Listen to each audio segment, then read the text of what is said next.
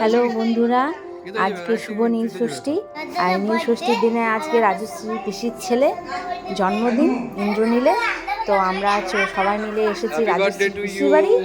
আমরা ইন্দ্রনীলে ছোট্ট করে একটা বার্থডে সেলিব্রেশন করব, কেক কাটবো, কিন্তু খুব মজা করব। তাই আমরা সবাই মিলে চলে এসেছি আমার ইন্দ্রনীলের বাড়িতে। চলো আমরা দেখাই তোমাদেরকে যে আমরা কি এনজয় করলাম, কত এনজয় করলাম, রাজশ্রী কতটা এনজয় করলো। চলো তাই সবাই মিলে ইন্দ্রনীলকে হ্যাপি বার্থডে উইশ করবে। আর দেখো রাজশ্রী কত আনন্দ করছে, পুরো পার্টি মুডে আছে একদম রাজশ্রী। এই যে রাজশ্রী পিসি, ঠাম্মি, কাকাই সবাই আছে, রাজশ্রী পিসমশাই, আমি আছি, ছোট্ট একটা বুনি আছে, দাদা আছে, রাজশ্রী দিদি আছে। এই যে আমার কেক কাটিং করছে বলে রাজশ্রী দাদা কেক কাটছে। দেখো সবাই মিলে সবাই খুব ভালো মজা করছে, কেক কাটছে। কেক কাটা হলো, এবার ইন্দ্রনীল বাবাকে কেক খাওয়াবে। কেক খাওয়ালো, বাবাকে কেক খাওয়ালো।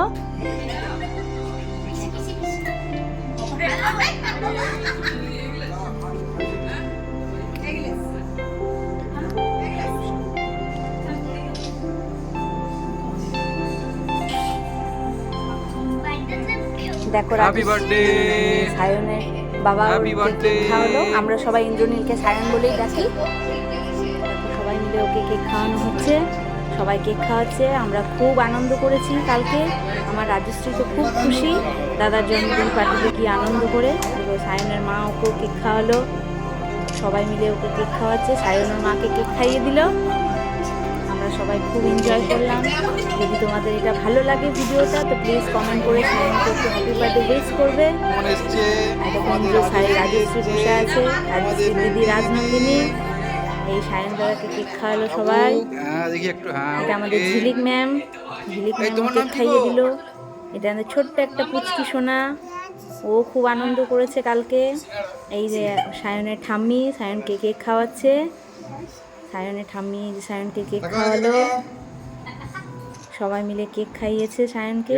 ছোট্ট খাট্ট করে একটা পার্টি করেছিলাম আমরা কালকে, খুব বেশি বড় নয়, ছোট্ট খাট্ট একটা পার্টি, সারপ্রাইজ পার্টি ছিল সায়নের জন্য। সায়নের শানু কাকা সায়নের জন্য কেক নিয়ে এসেছিল। এই যে সায়নের কাকা সায়নকে কেক খাওয়াচ্ছে, রাজশ্রীরও কাকা। দেখো এবারে রাজশ্রীকে কেক খাওয়াবে। দেখছো ছোট্ট রাজশ্রী, দেখো কত মজা করছে, কত আনন্দ করছে রাজশ্রী। এই যে সায়নের শানু কাকা, এটা শানু কাকা গোটাই কেক মাখিয়ে দিয়েছে ওকে। আমরা কালকে সায়নকে খুব কেক মাখিয়েছি কালকে সবাই মিলে। এই যে আমাদের রাজশ্রী দেখো কেক মাখিয়ে দিল, রাজনন্দিনীও কেক মাখিয়েছে। সায়ন দাদা একটু মাঝে রেগে গেছিলো, কিন্তু তারপরে আর কিছু বলেনি। দেখো সায়নের ঘর, আমার এই আমি, এই সায়নের ইমন, এই যে আমি আর সায়ন।